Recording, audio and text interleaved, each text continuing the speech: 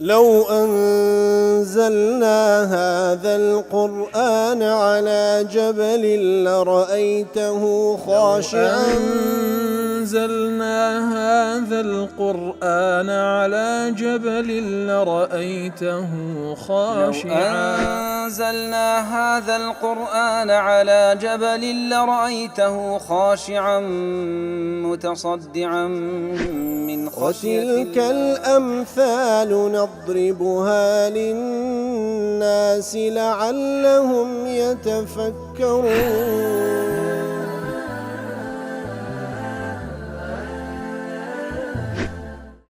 الحمد لله والصلاة والسلام على رسول الله وعلى آله وصحبه ومن والاه. السلام عليكم ورحمة الله. بەڕێزان خۆشحانی لەوانەی 1970 لەوانەکانی تەفسیری قورئانی پیرۆز بێمەوە خزمەتتان بە مەبەستی ڕەزامەندی رب العالمین و هیوادارم ئێوەی ئازیز سوودی لێوەربگرن. أعوذ بالله من الشيطان الرجيم. بسم الله الرحمن الرحيم. أكان للناس عجبا أن أوحينا إلى رجل منهم أن أنذر الناس وبشر الذين آمنوا أن لهم قدم صدق عند ربهم قال الكافرون إن هذا لساحر مبين. بەڵێ خۆشەویستان ئاەتی دووەم لە سوورەتی یونس خۆی گەورە سبحانه وتعالى دەفەرمی ئایا خەڵکی سەریان سوڕمایە تەعەجوبیان مایە کاتێکەوە لە بۆ پیاوێک لەناو ئەوان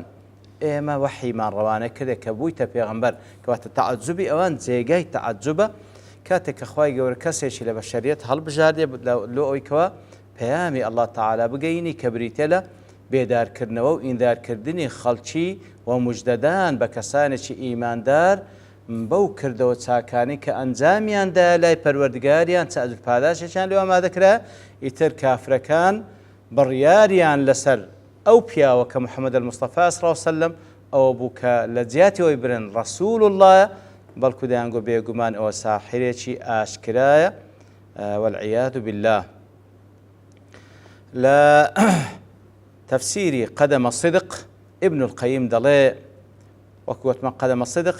واتە ئەو کردەوە چاکانی کەەوە پێشە خۆیان یەخستیە لای خوای گەورە سبحانه وتعالى خوای گەورە پاداش چاشیان لێ ئامادەکرا. ابن القەیم دەڵێتن طبعا لە حادی الأرواح وا دەفەرمی فسر قوم قدم صدق بالجنة. هەندێک لە زانایان دەفەرمون کاتێک کە خوای گەورە دەفەرمی مژدە بە ئیمانداران بدە بۆی کەوە قەدەمە صدقیان لێ ئامادەکرا لای پەروەردگاریان هەندێک دەڵێن ئەو قەدەمە صدقە بریتە لە بەهاشت. وفسر بالأعمال التي تنال بها الجنة. وهروها بو كارو كردوانش ليك درايتوا كوا بهشت بي بدزدي. وهروها فسر بالمسابقة التي بالسابقة التي سبق له من الله.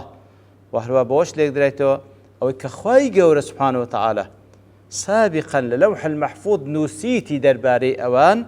كتعاقبة الساشان هي. وفسر بالرسول الذي على يده وهدايته نال ذلك. وهو پیغمبرش ليك درايتوا صلى الله عليه وسلم كوالا سردستي أو برنموني أو بهشت بدز دينن. إن زاد والتحقيق أن الجميع حق.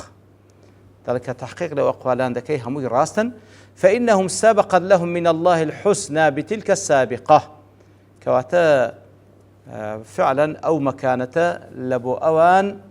دابين كراو جيجير بوا وكخواي جور سبحانه وتعالى اللوح المحفوظ لبو أواني نسيته لبو علمي هي خواي جور سبحانه وتعالى علمي هي سبحانه وتعالى كأوان إيمان هل دبجيرون كردوي تساق دكن أي بالأسباب التي قدرها لهم على يد رسوله بو كارو كردواني كوا هو كارن كرا رقاي پیغمبره صلى الله عليه وسلم أوان فيري بوينة أنزامي الدنو إتر أو بهشتي بيبدز دينا وادخر لهم جزاءها يوم لقائه أو پاداشتش کە لە بۆیانی ئامادەکرێت لە ڕۆژی لقا لە ڕۆژی قیامەت کەواتە هەمووی هەر یەک تێک دەکاتەوە. ترخوای گەورە فعلا قەدەمە صدق عند ربهم خوای گەورە لە بۆ هەمووان لە لەوح المەحفوظ داینایەکەوە مەسیری هەموو لایەکسیە لەبەروی خوای گەورە پێشەوە شتێک ڕووبدا دەیزانی ئەو بەندەیە ڕێگای هیدایەت هەڵدەبژێت یاخود ڕێگای شقاء و بەدبەختی هەڵدەبژێت. ئیتر بەنسبەت ئیمانداران خوای گەورە سبحانه وتعالى بەهشتی نووسیە لە لەوح المەحفوظ مەسیر و چارەنووسی ئیماندارانە بە سەبەبی ئەوەی کە قبولیانە ئەو هیدایەتەی کە لەلایەن پێغەمبەرەوە صلی الله علیه وسلم ڕێنمونی دەکرێن وەری دەگرن کردەوەی چاک و ئەسباب و هۆکارەکان ئەنجام دەن لە نەتیجەدا ئەو بەهەشتە بەدەستدەین کەوە خۆی گەورە لەو لەوح المەحفوظ لە بۆیانی نووسی بوو کەواتە وەکو دەڵێ مانایەکان هەمووی تەواوە. ئەبی حەیان دەڵێ لما كان الإنذار عاما كان متعلقه وهو الناس عاما فعلا لبرو إنذارك وأن أنذر الناس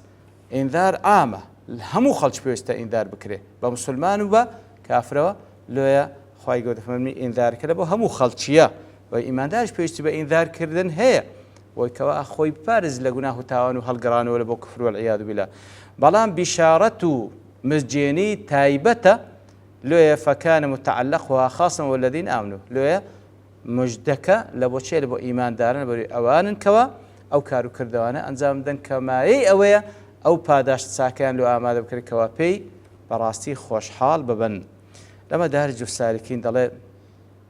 خوي قرر سبحانه وتعالى كتابكي لقرآن بيروس بينشتي باس كرديا دايت يبال صدق لوانا قدم الصدق وكل سورة يونس ومدخل الصدق ومخرج الصدق مدخل ومخرج الصدق وكل سورة الإسراء ولسان الصدق وكل سورة الشعراء ومقعد الصدق وكل سورة القمر كواتا أو بينشتا خواهي قول الصدق دايت بال أوان وحقيقة الصدق في هذه الأشياء حقتي رازقوي لو اشتانشتيا هو الحق الثابت المتصل بالله الموصل إلى الله كواتا حق بريتيا صدق بريتيا لو حق جيجيري لو اشتحق جيجيري كوا بيوست بخواي قورا وخاونكي دقيني بالله تعالى وهو ما كان به وله من الأقوال والأعمال كواتا همو أوشتاني لكارو كردو لا قفتار كان كوا ما كان به وله أو كوا بتوكلا لسرخوا أنزام ددريو لبويش أنزام ددري وجزاء ذلك في الدنيا والآخرة وجزاء باداشتك للدنيا والآخرة كواتا مقعد صدق قدم صدق وكل يردا باسكر أو كباس ماكر أو كردو تساكانه كوا بهويوا بهشتو بهاداشت ساك بي بدس ديني مدخل الصدق ومخرج الصدق كواتا لبو تسوننا وهمو بابتك مو تسوننا وهمو زيغاك وهاتنا دروم لهمو زيغاك وبابتك هل لبو خوابي ولبو حق بي ولبو رازقوي بي وهروها لسان الصدق واتا أو زماني كواتنها صدق وحق وراستي دليتا وهروها مقعد الصدق كوالبو إيمان داران آمادك وكلا صورة القمر بازكا كوا فعلا هر أوين دريت زيغاي كبحقت إهندي بيبغوتريت زيغاي مانوا كوا زيغاي مانوي يكزارتشيا لو بري سعادة خوشي خواهي جور بقسمت مامك قال الكافرون إن هذا لساحر مبين كافر كان درباري هاتني أو بيغمبر صلى الله عليه وسلم كوا تعجبيا ما أو ذا برياد لسردن دلين أو ساحر شي أشكرا دا طبعا أو بشآته بس قراءة دخين دريته وكوا أثري أو قراءة التأثير تفسير كيه لساحر قال الكافرون إن هذا لساحر مبين ما بستيان لبيغمبر صلى الله عليه وسلم حاشاه تانقو بيقمان أو بيغمبر ساحر شي بأشكرا ساحرة وهروها بقراءة لسحر مبين ما بستيان قرآن كي كوابيتي هندكاري قرأ وكو سحر تأسيل برانبر كيدك كواتب هردو قراءة هاتية كوات كافر كان هم اتهام بيغمبر عندك صوصا بساحر هم اتهام قرآن كشي عندك ويكوا سحرة قال الكافرون إن هذا الساحر أي ما أن بعثنا إليهم رسولا منهم كوات خوي سبحانه وتعالى في الملقى ويكا كسيك من لبويا النار كوالنا وخويا بو رجلا من جنسهم لجنس إخوانا لبشريته أو كساكوا هم مجددرو هم ترسينرا كافر كان سدلين إن هذا الرجل لساحر ظاهر السحر أو بياوا ساحرك سحرك زور أشكرا يسحر الناس بالقرآن الذي جاء به كوا براستي سحر لخلق شي ذكات من القرآن كوا بيتي والعياذ بالله ابن جرير دلي وفي الكلام محذوف طبعا القرآن بيروزيك لأسلوب كان كوا إيجازي تدا كوا يك لأسلوب كان بلاغة القرآن بيروسا كوا تبكم ترين عبارة وكلمات فراوان ترين معنى هذا بخشي ليرج دلي هندي كلمة معناکەی دەبەخشی ئەگەر چ کەلیمەکەش تێدا نیە دەفەرمی وهو فلما جاءهم بشرهم وأنذرهم وتلا عليهم الوحي كواتا خواهي قولا أو بعضنا كوادا فرمي أوان تعجبيان ما كإما پیغمبرێک مان ناردیە ئینذارە لە بۆ خەڵکی و هەروە موجدەدەرە لە بۆ ئیمانداران ئیتر کاتێک ئەو پێغەمبەرە هاتوو ئینذاریانی کردو وحیان لە بۆ خیندەوە و مژدەی بە ئیمانداراندا كافركان قوتيان إن هذا الذي جاءنا به لسحر مبين تم بيقومان أو كوا هاتي سحر شيء بأشكال لا تفسير منار ضلي الآيات تشير إلى إثبات رسالته صلى الله عليه وسلم كواتا آتا إشارة له إثبات بيغمبريات محمد المصطفى صلى الله عليه وسلم فإن قولهم إن القرآن سحر جاء به ساحر كوا بهدو قراءته أوان دانقو أو قرآني كهنايتي السحر أو كواهنايتي شي كسيتي ساحرة كواتلير يتضمن اعترافهم بأنهما فوق المعهود والمعلوم للبشر في عالم الأسباب المقدورة لهم كواتقسكان أويلي هالدهينزري كاعتراف دكن أو بيغمبرا عليه الصلاة والسلام بو صفات برزاني كهيتي وأو قرآني كبيتي لدى صلاة لمستوى بشر نية كواتا فعلا أخبوهاني اعتراف ذكر كوا شتيشي آسايينية بلكو بيامي رب العالمين يتربو شوية تعبير ذكا أوان دلين السحرة ولا كاريقارية كشي هاو شوي سحر دلين تكون السحر كاريقارية لسان مقابلة كيها والعياذ بالله دلين بيغمبر صلى بهماشي وكو ساحر وقرآن كج وكو سحر والعياذ بالله تأثير لسان مقابلة كيها كواتا وراسه اعترافه بقوة قرآن بيروس ككلام الله وبقوة شخصية بيان صلى الله عليه وسلم كوكو كسك خواهي قول سبحانه وتعالى بخوي پروردي كردي وآمادي كردي لبقو بيام بيروزا مرة إنزالات السيام دفرمي إن ربكم الله الذي خلق السماوات والأرض في 6 أيام أو پروردگاري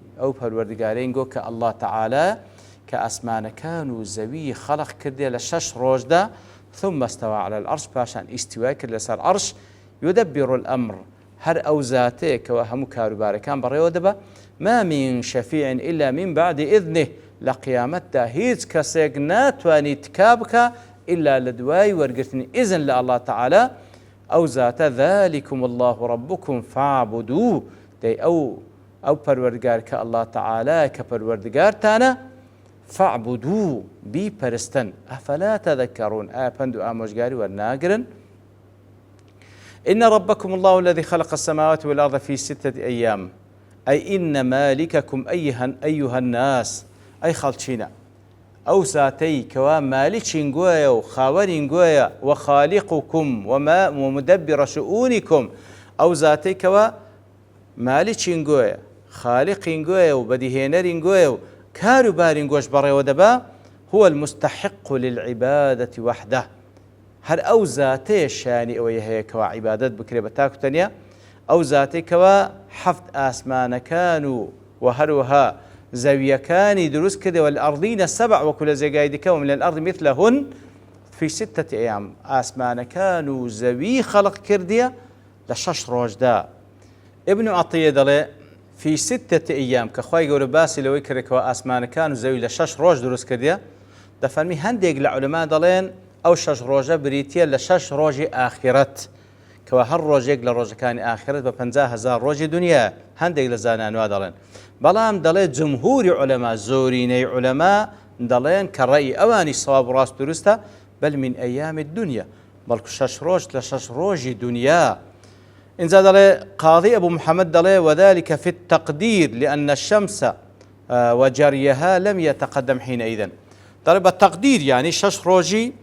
أي روجكان دنيا لبروي لو دلي بالتقدير يعني أو بأندازة خواهي سبحانه وتعالى باس لشش روج دكات لا روجكان دنيا لبروي باس لأسمان كان زي كان لزمني وأنا روجة يا آخر هم دزاين أو 24 ساعة إيما لنتيجة حركة روجو وهروها كواكب كانوا زوي دروز بوا إتر بالتقدير بيش دروز كني أسمان كانوا زوي لخلال 6 روج لدواي دروز بوني كوا 6 روج سندا لخلال أو 6 روج خواهي قولا أسمان كانوا زوي خلق كرد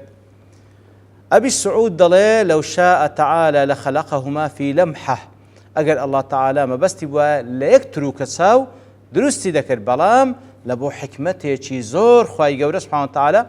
بە کون فەیەکون دروستی نەکرد، بەڵکو لە 6 ڕۆژ دروستی کرد. وتخصيص ذلك بالعدد المعين أمر قد استأثر بعلم ما يستدعيه علام الغيوب. لبرتسي باشا مادم با يكتركو بكون فيكون درسنا لو بشش روج لو بينس نم لو بحفظ نبو دفرمي او عددك هر خواي جورا لعلمي غيبي خوي تايبتي كردي وكاس نازاني حكمتك تبات مهم خواي جور سبحانه وتعالى بكون فيكون درسنا كر بالكو بشش روج درستي كر دشي تواني بكون فيكون درسنا شير بيني دله حكمة لدروس كردني بشش روش لتعليم خلقه التأني تاوكو أو خلقه فير ببن لكار كردوكانيان بتأنيو لسرخو كاركانيا أنزام بدن تاوكو برايكو بيشي دروستي بكن اگر ناخواي قر ديتواني بيق لمحة وبيق تساوترو كان دروستي بكا برام تاوكو مخلوقات كاني فير بكا كلنا أو بون وردجين لكارو باركانيا لسرخو بن برايكو بيشي كاركانيا أنزام بدن ديار زانان قصي زيادة لسرواتها كان بالله لبرتوابوني كاد دوستين وبشتوان الله تعالى لواني داهتو دينه وخزمتي. وصلى الله وسلم على نبينا محمد وعلى آله وصحبه أجمعين وآخر دعوانا الحمد لله رب العالمين. لو أنزلنا هذا القرآن على جبل لرأيته خاشعا أنزلنا هذا القرآن على جبل لرأيته خاشعا أنزلنا هذا القرآن على جبل لرأيته خاشعا متصدعا من خشية الله. وتلك الأمثال نضربها للناس لعلهم يتفكرون.